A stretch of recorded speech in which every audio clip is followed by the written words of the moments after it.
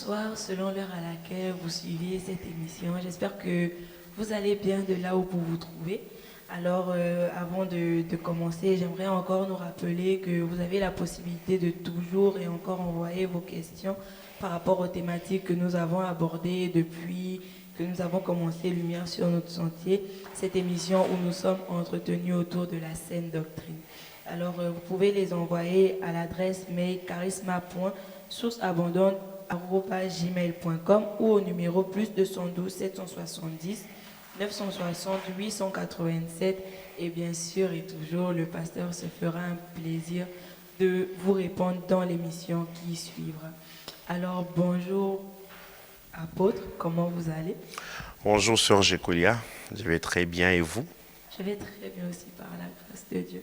Alors, apôtre, aujourd'hui, nous allons aborder un thème. C'est vrai qu'en tant que chrétien, on entend beaucoup parler de ce thème, la grâce, mais on va aussi parler de la loi.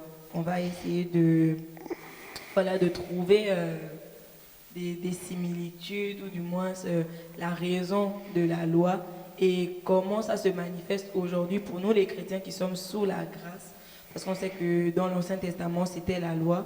Et après la venue du Seigneur, la Bible nous dit que la grâce et la vérité sont venues par Jésus-Christ et que la loi nous a été donnée par Moïse.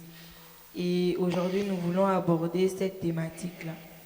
Pour commencer, déjà, on aimerait avoir par rapport à un verset biblique dans Jean 1,17, la Bible nous dit car la loi a été donnée par Moïse, la grâce et la vérité sont venues par Jésus-Christ. Alors, pasteur, par rapport à ce passage biblique, comment on peut décrire ici, ou du moins donner une signification au terme loi et grâce? Tout d'abord, la loi, on dirait que c'est un ensemble de commandements, des prescriptions, des préceptes que Dieu avait, je pourrais dire comme ça, avait donné à Moïse, à son peuple. Quand ils arrivent dans le Sinaï, dans Exode 24, Dieu leur donne la loi. Dieu leur donne la loi. Moïse répand le sang sur cette loi. Il dit, c'est ici le sang de l'alliance. Donc, cette loi était directement liée à l'ancienne alliance. Voilà, à l'ancienne alliance. Et la grâce, on doit parler de la grâce, nous devons d'abord passer dans l'Ancien Testament. Dans l'Ancien Testament, lorsqu'on parle de la grâce, c'est une faveur que Dieu accorde à l'homme. Cette grâce pouvait s'étendre d'un homme qui l'accorde à un autre humain, c'est-à-dire à un supérieur qui l'accorde à un inférieur, mais jamais l'inverse. Et cette grâce, dans certains passages dans l'Ancien Testament, c'est traduit par compassion, c'est traduit par miséricorde, c'est traduit par bonté, c'est traduit par loyauté. C'est pas partout on trouve loyauté, fidélité ou compassion, miséricorde qui a la grâce. Non, mais la plupart des textes, lorsqu'on parle de la loyauté, la fidélité, c'est presque le même mot. Compassion, miséricorde, amour même, c'est la grâce. Et c'est dans le Nouveau Testament, puisqu'on dit que Christ est venu avec la grâce et la vérité. La grâce tel que présenté dans le Nouveau Testament, signifie cadeau. Cadeau, en grec c'est charis. Cadeau, un don gratuit, un don volontaire. On n'a pas fait des efforts pour l'avoir. C'est cela la grâce, et ainsi que la loi que nous avons décrite tout à l'heure. D'accord, pasteur, est-ce que alors on peut dire que bon, c'est évident par rapport à votre réponse que donc au temps de la loi, il y avait aussi une certaine dispensation de la grâce de Dieu. Oui, Elle parce n'est- que la grâce, en réalité, la grâce est même venue avant la loi. Amen. La grâce est venue avant la loi. Et il y a quelqu'un dans l'Ancien Testament, le roi David, lui, il a connu la grâce de Dieu. Et dans Psaume 30, verset 6, il dit, car sa colère dure un instant, mais sa grâce, toute sa vie, toute la vie. La grâce dure toute la vie. Et donc, la grâce a toujours existé. Lorsque Dieu a marché avec Abraham, Isaac, Jacob, c'était la grâce. Et lorsqu'on parle de la loi, on l'associe toujours au prophète, la loi et les prophètes. C'est Moïse qui est venu avec la loi, voilà, qui lui a été donnée aussi par Dieu. Et en réalité, Dieu, même lorsqu'il avait mis en place ce système cérémoniel où les gens devaient sacrifier un animal pour que le péché soit couvert, c'était la grâce. Dieu, il a accordé la grâce. Il pouvait carrément exécuter la sentence selon laquelle l'âme qui pêche mourra. Mais il a mis ce système en place pour faire grâce à l'homme. Pour faire grâce à l'homme, même si la grâce n'était pas totalement manifestée. Pasteur, est-ce que il y a aussi une sorte de loi qui est rattachée à la venue de Christ? Par exemple, la Bible, là tout de suite, je me rappelle d'un passage de la Bible qui dit que voilà, euh, on- le Seigneur nous a délivrés de cette loi-là du péché et de la mort. Ou du Romains moins, 8, nous 1 oui, et à nous a 2. introduit dans cette loi d'esprit, de l'esprit de vie. Est-ce que c'est une loi comme la loi de l'ancienne alliance ou c'est tout autre chose? Il n'y a donc maintenant, je reprends le passage, il n'y a donc maintenant aucune condamnation pour ceux qui sont en Christ. En effet, la loi de l'esprit de vie nous a affranchis de la loi du péché et de la mort. La loi du péché et de la mort. Donc la loi de l'esprit de vie. Le Saint-Esprit, dans cette dispensation de la grâce, vient avec une loi. Ok. Vient avec une loi. Et c'est sa loi qui domine. C'est sa loi qui domine. Parce que, et cette loi, elle est différente de la loi de Moïse. Jacques appelle cela la loi de la liberté. La loi de la liberté. Le Saint-Esprit nous donne la capacité d'obéir à la loi de Dieu. Déjà même dans Jérémie 31, Dieu donnait cette promesse-là. Il dit, après cela, je ferai avec ce peuple une alliance nouvelle. Non pas comme l'alliance que j'ai faite avec leur père, à l'alliance qu'ils ont même violée. Voilà, lorsque je les sortis de l'Égypte, il dit, maintenant je mettrai mes lois dans leur cœur. Je les écrirai dans leur intelligence. Voilà, je pardonnerai leurs péchés. Je mettrai mon esprit en eux. Donc là, Hébreu 8 reprend cette promesse, qui a été une promesse, est devenue un fait en Christ Jésus. Et Hébreu 10 en parle aussi. Amen. Pasteur, que représente la loi que Dieu a donnée à Moïse? Est-ce que c'est l'expression parfaite de la volonté de Dieu, vu qu'on voit qu'il y a eu une nouvelle alliance et on va dire une nouvelle loi, la loi de l'esprit de vie? Est-ce que ça veut dire qu'avant, la loi n'était pas la volonté parfaite de Dieu ou à ce temps-là, c'était vraiment ça sa volonté? Est-ce que la volonté parfaite de Dieu change? Je ne dirais pas que la loi n'était pas la volonté parfaite de Dieu. Non. Dieu poursuivait un but lorsqu'il a donné la loi à Moïse. Lequel? Je pourrais même, il poursuivait même des buts. Donc, oui, ou bien, voilà, je pourrais dire quintuple, sextuple, but. Voilà, il y a un seul but, voilà, réparti en plusieurs, Ok. je pourrais dire, objectifs. La loi devait être là pour produire la colère divine. Romains 4 en parle. Romains 4, 15 nous dit parce que la loi produit la colère. Et que là où il n'y a point de loi, il n'y a point non plus de transgression. Il n'y a point non plus de transgression. Et la loi était venue pour légaliser l'offense, pour légaliser le péché. On ne peut pas te condamner tant que Sur tu n'as pas base transgressé, ok. tu n'as pas transgressé une loi. Sur base de rien, on ne peut pas te condamner. C'est pour cela que la loi est venue.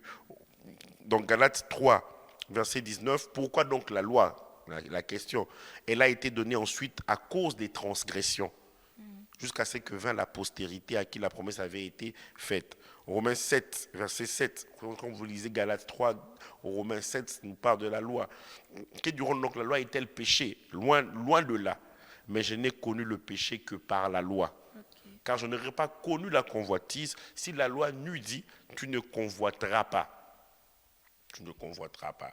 Et voilà, l'apôtre Paul ici, en bon juif, il est en train de parler de la loi. Parce que la loi avait été donnée aux juifs, la loi de Moïse. Les païens ne connaissaient pas la loi. Les païens n'avaient aucune loi. Et Toujours dans la parole de Dieu, on peut chercher cela. euh, La loi, la loi, la loi, la loi, la loi, la loi. Je vais trouver un passage sur la loi. Voilà, Galates 3:21 par exemple, la loi est-elle donc contre les promesses de Dieu? Loin de là, s'il lui était donné une loi qui pût procurer la vie, la justice viendrait réellement de la loi. Voilà. La loi était donnée pour révéler le péché, comme nous dit Romains 7, verset 7. Elle met le doigt sur le péché, sur ce qui nous sépare de Dieu. Mais C'est ça certains le disent but de la loi. elle ne trouve pas la solution par rapport à ce Elle ne péché. trouve pas la solution. D'accord. Elle ne trouve pas la solution. Et l'apôtre Paul parle de la loi comme d'une gouvernante de maison, parle de la loi comme un gardien de prison. Galates 3:22, il dit, mais l'Écriture a tout enfermé sous le péché. Nous étions enfermés sous la surveillance de la loi, en vue de la foi qui devait être révélée. Pour Apôtre, apprécier la grâce, il faut réaliser ce qu'est réellement la loi. Et c'est vraiment ça. Il y a un passage dans la Bible, dans l'Ancien Testament, qui nous parle de cet homme qui avait péché, mais voilà, il a imploré l'Éternel. Il dit, Dieu ne m'a pas répondu selon ce que j'avais accompli. C'est dans Job. J'aime beaucoup ce passage quand je parle de la loi et de la grâce. Job 33. Job 33, il dit, bon, je veux commencer même bien avant, vous qui nous suivez, même verset 18, verset 19, mais au verset 26, il dit, il adresse à Dieu sa prière et Dieu lui est propice, lui laisse voir sa face avec joie et lui rend son innocence. Il chante devant les hommes et dit, j'ai péché, j'ai violé la justice, je n'ai pas été puni comme je le méritais. Dieu a délivré mon âme pour qu'elle n'entrât pas dans la fosse et ma vie s'épanouit à la lumière. Cette lumière-là, c'est la grâce de Dieu. J'ai violé la justice, j'ai péché et je n'ai pas été puni comme je le méritais. À chaque fois qu'il y a un mérite sur quelque chose, la grâce se retire. La grâce, c'est le contraire du mérite. La grâce, c'est le contraire du salaire. La grâce, c'est le contraire d'une récompense. Apôtre, moi, je me demande à moi-même maintenant, là, et je vous pose la question pour ne pas avoir une réponse erronée. Est-ce que alors on peut, pour simplifier, on peut dire que l'ancienne alliance nous permettait de réaliser le péché, c'est-à-dire que on est en proie au péché, mais qu'on n'a pas forcément, on n'a pas de solution à ce péché. Et la nouvelle alliance vient apporter la solution à ce problème de péché-là qu'on a pu réaliser sous l'ancienne alliance.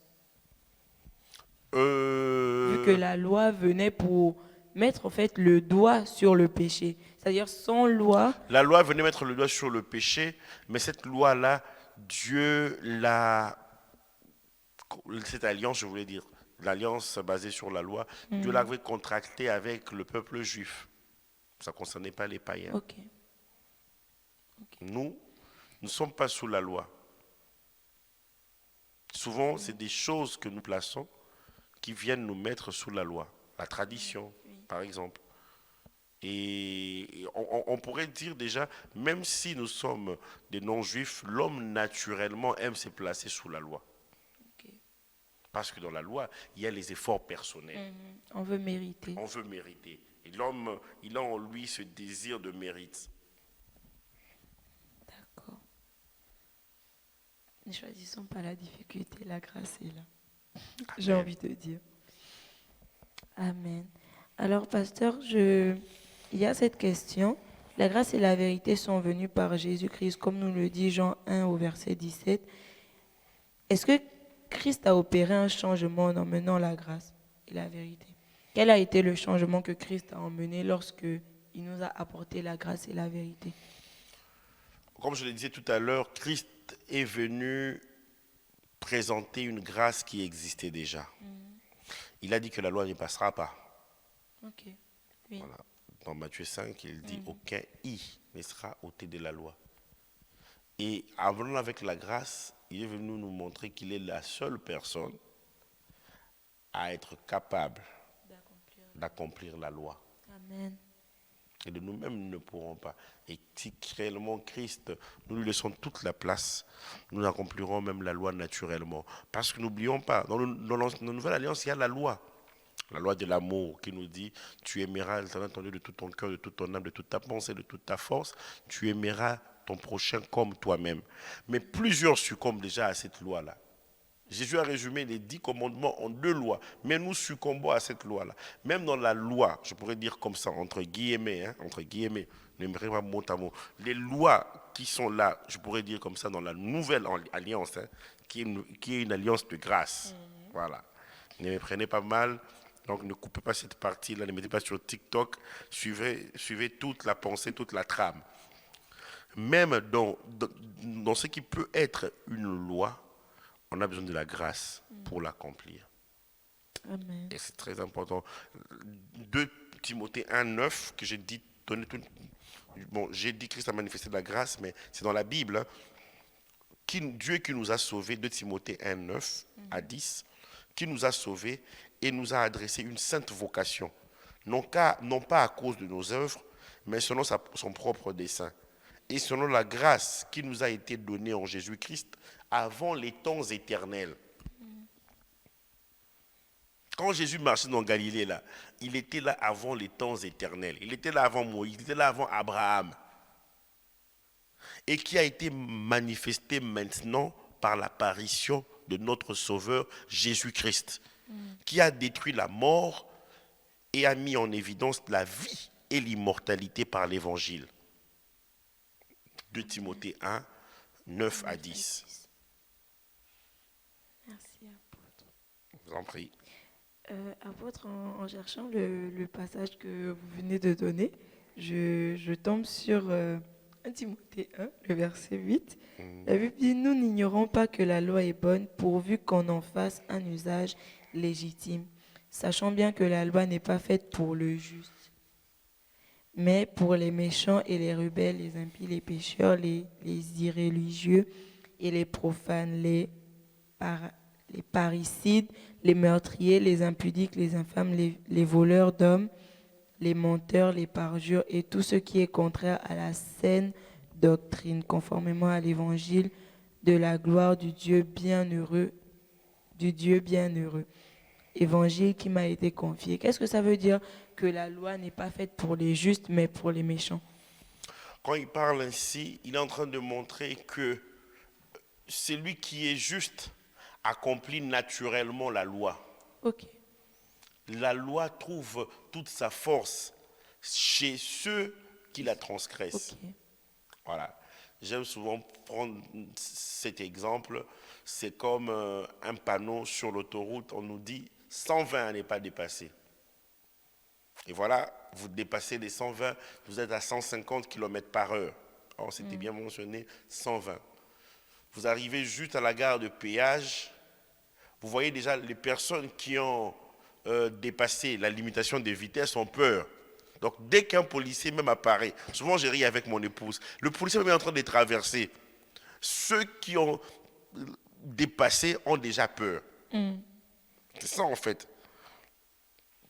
Donc, le panneau était là pour indiquer au conducteur, écoutez, pas au-delà des 120, ça dépend de la limitation, peut-être la limitation est des 80, c'est-à-dire ne dépassez pas la limitation de vitesse. Le panneau l'avait si bien dit. Mais s'il dépasse, la limitation est sans excuse. Et la limitation qui t'avait prévenu te rend coupable. Okay. Mais si toi, naturellement, parce que l'esprit de vie est en toi, tu ne transgresses pas la loi, tu n'auras pas peur de la loi. Oui. Amen. Tu n'auras pas peur de la loi. Vous pouvez voir les personnes qui ont peur de la loi lorsque ces personnes-là roulent tellement vite et là, finalement, la personne sait qu'il y a des radars quelque part. Voilà, les personnes diminuent déjà la vitesse parce qu'il y a la peur qui est là. Donc, c'est pour cela qu'il y a la loi. Pasteur, est-ce que la loi nous rend religieux? Religieux dans le sens où on fera tout pour paraître juste, c'est-à-dire on fera ce qui est bien de peur juste d'être condamné ou d'être puni par la loi? Est-ce que lorsque on se met sous la loi, on devient automatiquement une personne religieuse? Oui, facilement on devient une personne religieuse. C'est même dangereux de se mettre sous la loi. Ok. Parce que la loi dit clairement, donc ce sont dans Lévitique, comme dans Jacques chapitre 2, celui qui a dit tu ne voleras pas, il a aussi dit tu ne commettras pas d'adultère. La transgression d'un seul commandement te rend transgresseur de tous les commandements. Ok. Parce que la loi dit, celui qui mettra toutes ces choses en pratique vivra par elles. En personne ne peut vivre avec la loi, personne. Donc, il arrive que malheureusement, nous commencions par la grâce, mais nous virons vers la loi. Voilà, donc la loi amène à la religiosité, la loi amène le légalisme, la loi, je dirais même dire la religiosité entraîne la loi, le légalisme c'est ça même la loi, la tradition. Quand vous voyez que on s'est dit, on a toujours fait ça. C'est Jésus qui a dit, vous annulez la parole de Dieu par vos traditions. Il a dit ça aux religieux juifs. Et tout cela, c'est lorsque l'Esprit de Dieu n'a plus sa place. C'est dangereux quand l'Esprit de Dieu n'a plus sa place. Laissons le Saint-Esprit nous conduire. La Bible nous parle de la loi de l'Esprit de vie et c'est le Saint-Esprit. Amen. Pasteur, que représente la grâce et la vérité? La grâce et la vérité, c'est ce que Christ est venu apporter. Il était lui-même la grâce, il était lui-même aussi la vérité. La vérité se trouve dans sa parole. Sa parole est la vérité. Alors pourquoi la grâce et la vérité marchent ensemble? Cela ne veut pas dire que la loi est un mensonge. Non. Amen. Et est-ce qu'on peut dire que la volonté de Dieu a changé avec la venue de Christ? Bon, vous avez déjà un peu répondu à ça dans la question par rapport à est-ce que la loi était l'expression parfaite de la volonté de Dieu. Mais est-ce qu'on peut dire que peut-être les objectifs que Dieu poursuivait étaient différents lorsqu'il a envoyé Christ et lorsqu'il a envoyé la loi? Est-ce qu'il y avait Comme je le disais, nous l'avons lu dans 2 Timothée 1, 9 à 10, avant les temps éternels, il nous avait lancé cette sainte convocation et il nous a la grâce était déjà là et c'est par Christ que la grâce a été manifestée, la grâce a été révélée. Et donc la volonté de Dieu n'a pas changé. La loi était comme une parenthèse dans ce que Dieu voulait accomplir. La loi était comme une parenthèse. Et donc, Dieu a toujours fait grâce. Je l'ai dit tout à l'heure, même dans la loi, Dieu, il a fait grâce. Et c'est comme Adam. Adam a péché. Il a été transgresseur. Adam, lui, il avait une seule loi. Tu ne toucheras pas à cet arbre-là. Mais il n'a pas réussi à cette seule loi-là. Mais le plan de Dieu pour l'humanité n'avait pas changé. Dieu avait prévu même que l'agneau de Dieu son agneau devait être immolé avant les temps éternels, bien avant la fondation du monde. Donc le plan de Dieu n'avait pas changé. Il poursuivait toujours le même objectif. Oui, et son plan n'a pas changé. Amen. Amen. Amen. Apôtre, on se pose la question de savoir est-ce qu'on doit oui ou non observer la loi.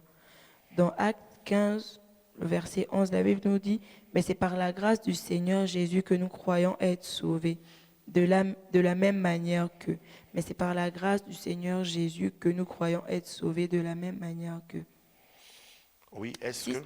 Si c'est seulement par la grâce que nous sommes sauvés, qu'en est-il de ceux qui étaient auparavant, c'est-à-dire au temps de la loi? Comment ils étaient sauvés? Je sais que dans la Bible, il y a un passage qui dit que ceux-là qui étaient sous la loi seront jugés par rapport à la loi et que ceux qui ont vécu sous la grâce, c'est-à-dire ceux qui ont vécu après la grâce, seront jugés par rapport aussi à ça. Ceux qui ont vécu sous la loi ne pourront être sauvés par Jésus-Christ. C'est-à-dire, Dieu ne sauve pas les gens d'une manière et les autres d'une autre manière. ok. C'est par Jésus-Christ.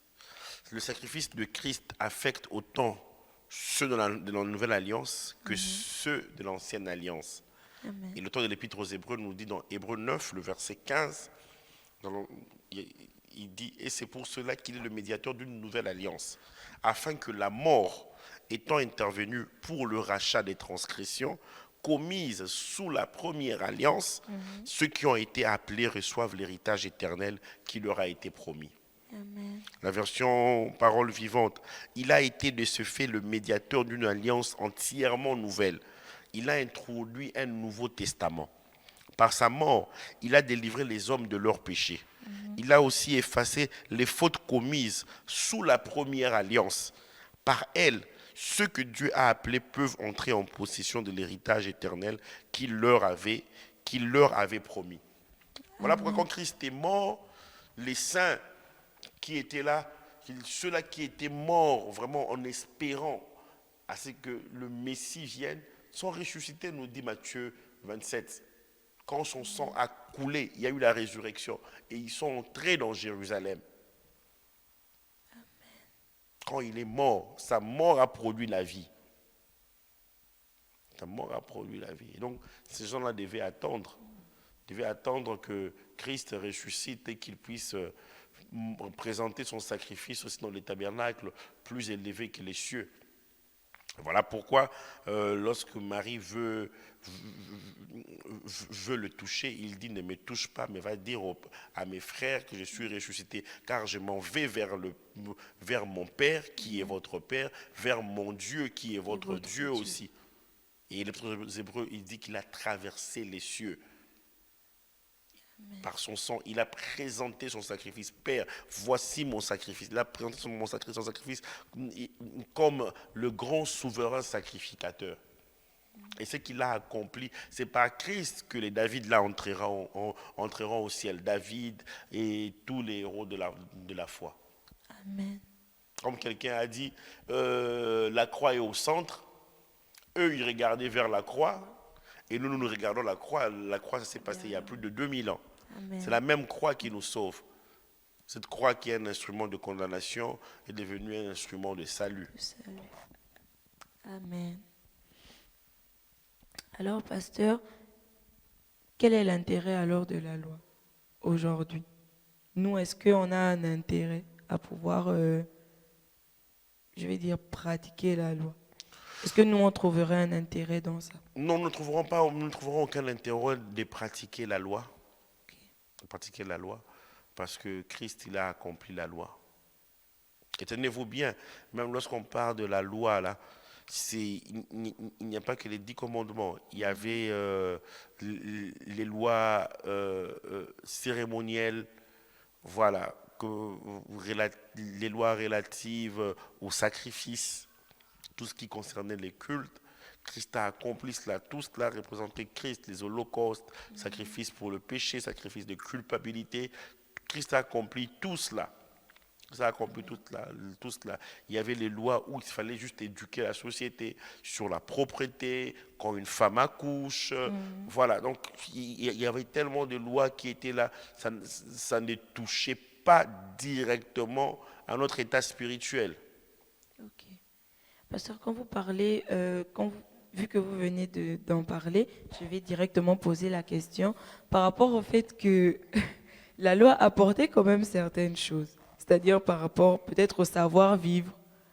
Par exemple, je sais qu'une fois, vous nous prêchiez dans l'une de vos assemblées où nous on est à Source de Vie, que même dans la Bible, Dieu avait donné les instructions par rapport même à lorsque un homme voulait aller faire peut-être ses selles. Et il devait aller hors du temple. La loi était aussi utile. C'est-à-dire que même au jour d'aujourd'hui, on peut quand même tirer certaines choses de cette loi-là. Mais ça ne nous sauve pas. Mais est-ce qu'on n'en a vraiment pas besoin? C'est-à-dire même si peut-être en Aujourd'hui, évangélisant, la loi est la parole de Dieu. La parole de Dieu est appelée la loi de Dieu. c'est C'est toute la parole de Dieu que ce livre de la loi ne s'éloigne point de ta bouche.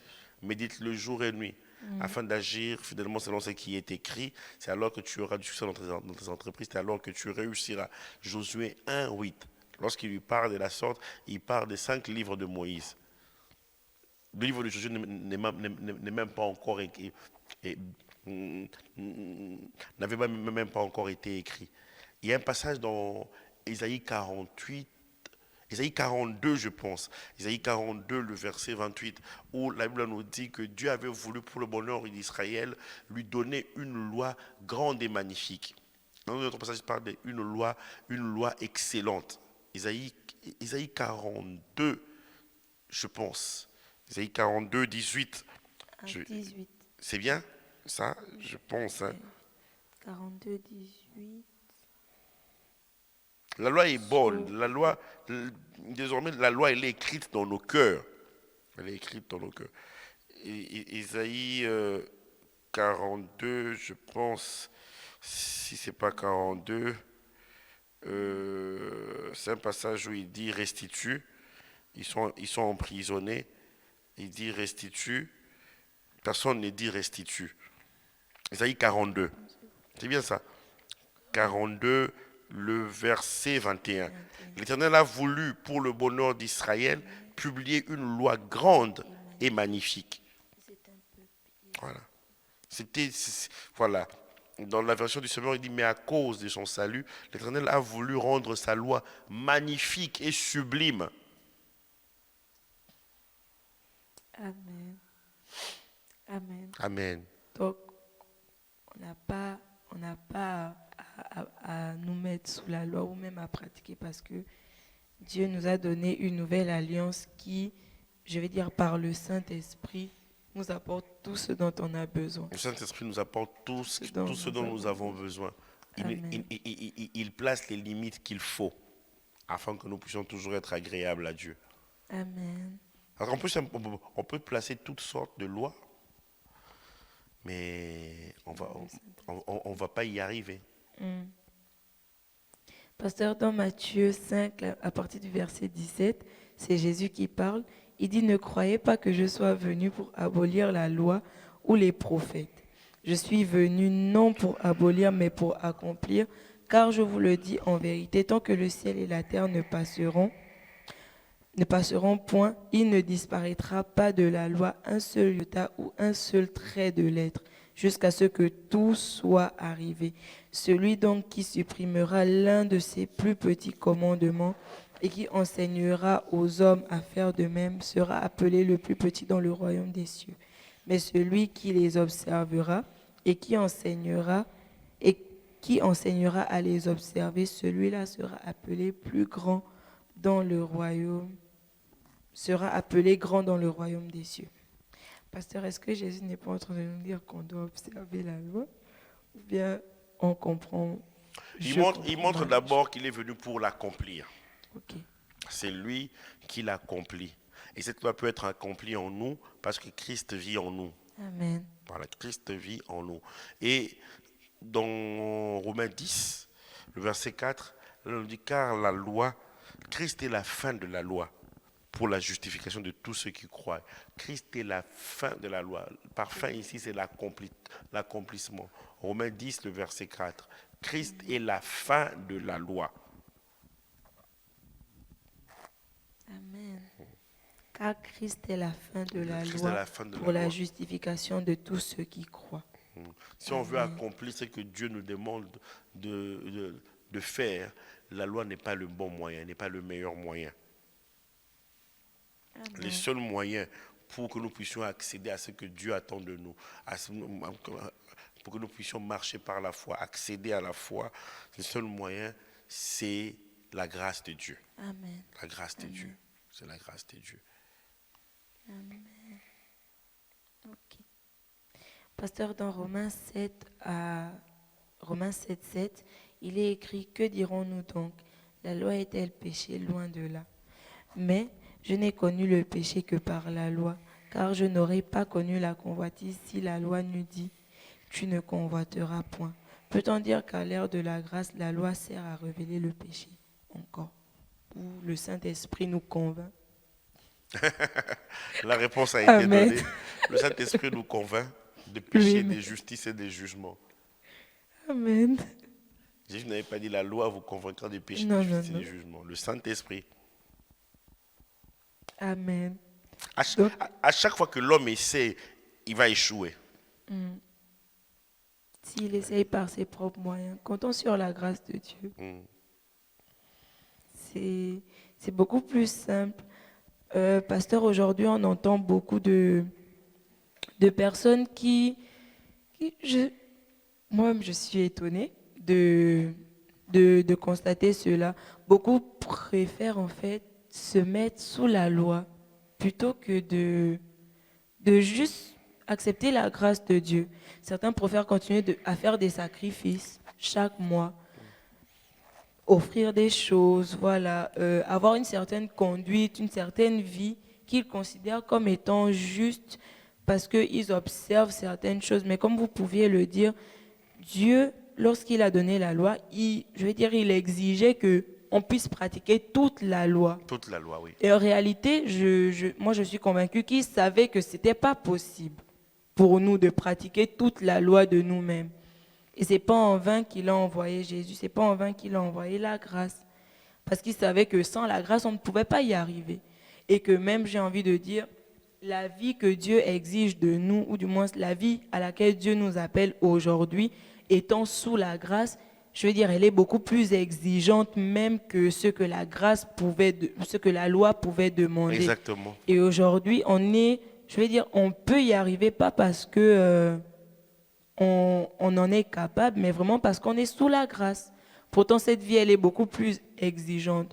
J'ai envie de dire, la loi demandait avant que l'on puisse offrir des sacrifices et tout, que voilà, tu ne commettras point d'adultère. Mais Jésus vient, il dit, rien qu'en regardant la femme de ton prochain, Exact. tu as déjà commis l'adultère avec elle. Et c'est beaucoup plus fort même que ce que la loi pouvait dire.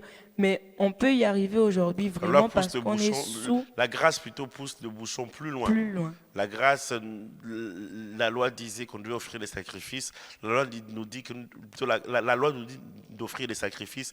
La grâce nous dit que nous devenons ces Ce sacrifices-là. sacrifice. On doit s'offrir. Waouh. Waouh. Comptons sur la grâce de Dieu. En tout cas, cette grâce-là, elle est extraordinaire. Amen. Moi, je le réalise. Cette grâce-là, elle est extraordinaire. Romains 7, versets 9 à 11, on peut lire. Pour moi, étant autrefois sans loi, je vivais. Mais quand le commandement vint, le péché reprit vie, et moi je mourus. Ainsi, le commandement qui conduit à la vie se trouva pour moi conduire à la mort. C'est à cause de la nature pécheresse. La nature pécheresse vient donner la force même au péché quand la loi vient. Car le péché saisissant, verset 11 de Romains 7, saisissant l'occasion, me séduisit par le commandement. Et par lui, me fit mourir. La loi donc est sainte et le commandement est saint, juste et bon. Le problème, ce n'est pas la loi, mais c'est moi. Amen. Amen. Et Jésus est non seulement est venu accomplir toute la loi pour que nous n'ayons plus à nous mettre sous cette loi-là, mais il est aussi venu nous donner la capacité de vivre la vie de Christ. Cette vie qui a des standards beaucoup plus élevés même que ce à quoi la loi pouvait nous pousser à vivre. Il est venu nous donner la capacité d'y arriver. Amen. Pasteur, de ceux qui précèdent ici, tout ce qu'on a pu recevoir de vous aujourd'hui, j'ai envie de dire, vous êtes vraiment un canal de bénédiction pour le peuple de Dieu. En tout cas, pour moi, j'espère que de là où vous vous trouvez aussi, vous êtes bénis au travers de l'apôtre et que vous réalisez à quel point c'est pas juste le fait d'avoir passé du temps à lire la parole de Dieu, mais je pense que c'est son vécu avec le Seigneur lui-même. Il a réalisé ce que c'est que la grâce dans sa vie. Il a réalisé que il ne pouvait pas accomplir la loi. Il a choisi d'accepter la grâce de Dieu dans sa vie. Il a choisi d'être sauvé par la grâce en ayant foi en Dieu. apôtre, de tout ce que nous avons pu apprendre ici, nous voyons qu'il est inutile de se mettre à obéir à des commandements de la loi. Pasteur, est-ce que c'est juste inutile ou est-ce que c'est dangereux aussi pour nous de pouvoir nous mettre sous la loi? C'est dangereux de se mettre sous la loi Pour quelle raison? parce que on ne pourra pas l'accomplir. Pourquoi essayer? Il y a des gens qui se mentent à eux-mêmes. Parce que marcher sur le chemin de la loi, on freine l'action du Saint-Esprit. Ça peut même conduire à l'ensorcellement. L'apôtre Paul dit aux Galates, dans Galates 3:1, ô Galates, qui vous ont ensorcelé après que vous avez commencé par vous avez commencé par l'esprit, vous l'êtes défini dans la chair. En fait, la loi, c'est la chair, c'est le moi qui accomplit. En fait, on s'est dit que Christ ne suffit pas. Aujourd'hui, il y a beaucoup de pratiques. Les gens vous disent que Jésus ne suffit pas. On doit se comporter comme dans le judaïsme, on doit porter certains habits du judaïsme. Voilà. Donc, on est en train de judaïser les gens alors que Christ seul suffit. Amen. En fait, l'Ancien Testament est là, la Bible c'est un tout, mais l'Ancien Testament est là pour nous montrer que l'homme a échoué en cherchant à faire la volonté de Dieu. Il y avait quand même quelques-uns qui s'est distingués, mais en général, l'homme a échoué. Et il fallait que Jésus-Christ lui-même vienne.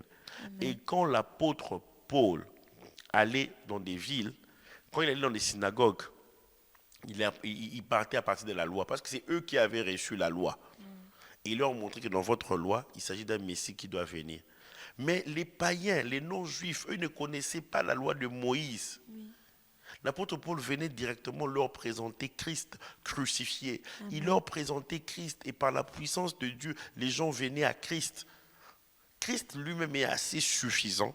Il est assez puissant pour guérir, pour restaurer, pour sauver l'homme du péché. Parce que le problème de l'homme, c'est le péché. Amen. Nous ne pouvons pas ajouter autre chose. Si nous avons commencé par Christ, nous devons continuer aussi par lui. Amen. Amen. La loi n'a pas été capable de nous sauver. Nous sommes appuyés sur la grâce. Alors laissons alors cette grâce-là nous accompagner jusqu'au retour de notre Seigneur Jésus-Christ. J'ai pris du temps pour le comprendre, pour le réaliser, mais c'est la grâce de Dieu en fait. Comme mon pasteur, là où j'ai été baptisé, parlait de la loi, parlait de la grâce. Je me souviens, nous avons pris toute une année nous parler de la grâce, mais je ne percevais pas encore. Mais je trouvais que c'était trop simple. Mais c'est cela la vérité. C'est Dieu qui fait. La plus grande différence entre la loi et même la grâce se trouve même dans le pronom. Dans le 10 commandements, il est dit, tu ne feras pas, tu ne feras pas, tu ne convoiteras pas, tu honoreras ton père et ta mère. C'est toi, ça demande ton effort. Et déjà dans Jérémie 31, lorsqu'il pose le fondement même de la nouvelle alliance, il dit, j'écrirai mes lois dans leur cœur. Amen. Je, à chaque fois maintenant, c'est je. C'est Dieu qui prend l'initiative. Amen. Amen. Pasteur, comment reconnaître lorsque on a peut-être viré de la grâce à la loi? Quand c'est pas fait de façon volontaire? Comment on peut reconnaître que là, on s'est mis sous la loi et que là, on est toujours en train de marcher vraiment sous la grâce de Dieu? Quand on accepte l'esclavage, on accepte de vivre dans l'esclavage. La Bible nous dit, Christ nous a affranchis, c'est pour la liberté. Galates 5, verset 1. Ne soyez plus esclaves des personnes. Verset 13 encore, il dit, c'est pour la liberté que Christ nous a affranchis. Il nous a affranchis, il nous a libérés. Il nous a délivrés pour que nous entrions dans la liberté. Dans la Bible, on voit clairement qu'il y a la délivrance et ensuite il y a la liberté. On entre dans la liberté. Souvent, on peut être délivré, mais on s'arrête juste à la délivrance. Non, on doit entrer dans la liberté. Rendez grâce au Père qui nous a rendus capables d'avoir part à l'héritage avec les saints. Colossiens 1, 12 à 14 nous dit, qui nous a délivrés de la puissance des ténèbres, la délivrance, et qui nous a transportés dans le royaume du Fils de son amour, en qui nous avons la rédemption, le rachat, la rémission de péchés. Amen. Pasteur, une dernière question. Est-ce qu'on a le choix aujourd'hui entre la loi et la grâce? Oui, on a le choix. On a le choix. On a Est-ce le que choix. Dieu nous... Est-ce que comme Jésus pouvait le dire, il présente la vie et la mort, est-ce que de même Dieu nous présente soit la loi, soit la grâce, et Oui. on peut choisir, ou Dieu Quand nous nous présente refusons la seulement grâce, notre... nous tombons sous la loi. Ok, d'accord. Nous tombons sous la loi. Et Amen. lorsque les Juifs avaient voulu embrouiller les chrétiens de la Galatie, en leur imposant, et même les non-juifs, en leur imposant la circoncision. Vous êtes sauvés, oui, mais il y a encore autre chose. Et aujourd'hui encore, il y a ça. Il y a encore autre chose. Ça a changé juste de forme. Et on C'est doit vraiment... faire le choix de rester sous la Voilà. grâce. Et il y a eu une forte discussion à Jérusalem parce que tous les apôtres et les anciens sont montés à Jérusalem dans Acte 15 et au verset 10, Pierre va dire, mais donc, maintenant donc, pourquoi tentez-vous Dieu en mettant sur le cou des disciples un joug que ni nos pères ni nous n'avons pu porter. Ni nos pères ni nous n'avons pu porter. Amen. Amen. Pasteur, c'est vrai que, bon, Et certainement Galates que... 2,20, pardon, excusez-moi, dit, car c'est par la loi que je suis mort à la loi. La loi mène à la mort, afin de vivre pour Dieu. Amen. Choisissons la grâce que Dieu nous offre. Il met les Pourquoi, deux devant excusez-moi, nous. pourquoi les gens veulent retourner à la loi? Ils se disent que la liberté conduira les gens à faire n'importe quoi. Alors qu'ils n'ont pas compris que la grâce est cette puissance qui nous permet de vaincre le péché. Amen. Romains 6, 12, Romains 6, 14 nous dit car le péché ne dominera plus sur vous, car vous n'êtes non sous la loi, mais sous la grâce.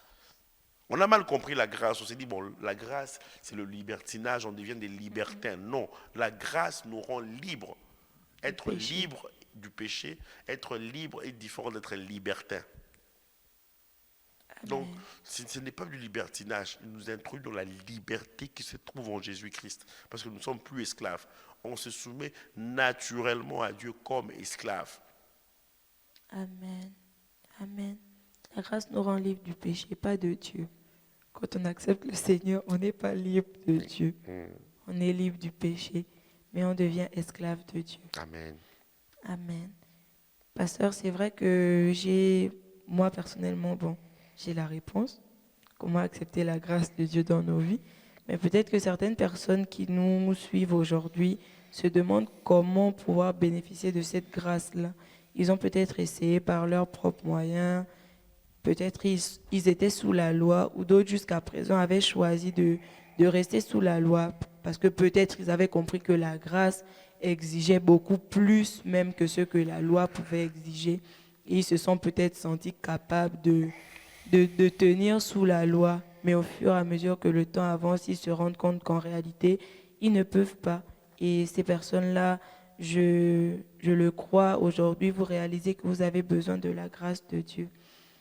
Pasteur, qu'est-ce que vous pouvez leur dire? Venez à Christ. Amen. Éphésiens 2,8 nous dit, car c'est par grâce que vous êtes sauvés.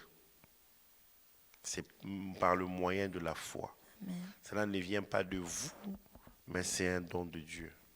Ce n'est point par les œuvres, afin que personne ne se glorifie.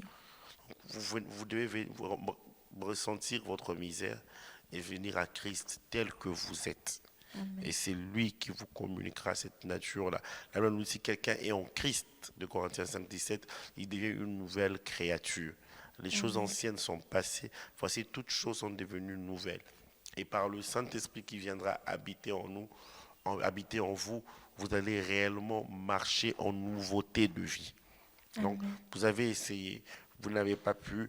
Pour recevoir la grâce de Dieu, vous devez accepter Christ comme Seigneur et Sauveur. Si vous avez un jour accepté la grâce de Dieu, mais pour une raison ou une autre, vous avez abandonné cette grâce-là, la main de Dieu est là, Dieu vous tend la main. Jésus a dit, je ne mettrai pas dehors tous ceux-là qui viendront à moi. Alors en ce jour, alors que vous me suivez, vous pouvez revenir au Seigneur. Vous pouvez revenir au Seigneur tel que vous êtes. Il va vous changer. Il va vous changer. À la croix, il a pris nos péchés afin que nous puissions devenir justice de Dieu. Nous devenions justice de Dieu. 2 Corinthiens 5, 21 le dit. Donc, il vient pour qu'il y ait un échange. À la croix, il a pris et nous avons reçu. Amen. Amen. Merci, apôtre. Pour finir, j'ai à cœur que vous puissiez simplement prier pour nous, moi qui suis ici, mais aussi toutes les personnes qui nous regardent en ligne, que vous puissiez prier pour nous, pour que le Seigneur nous garde véritablement sous sa grâce. Parfois, on recherche vraiment ce mérite-là. L'homme naturellement est toujours enclin à vouloir mériter les choses, mais la grâce de Dieu, on ne la mérite pas, c'est un don.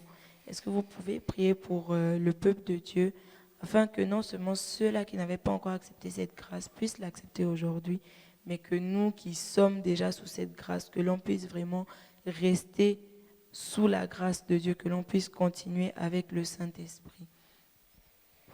Seigneur, je te remercie pour ce temps où nous avons échangé autour de la loi et de la grâce.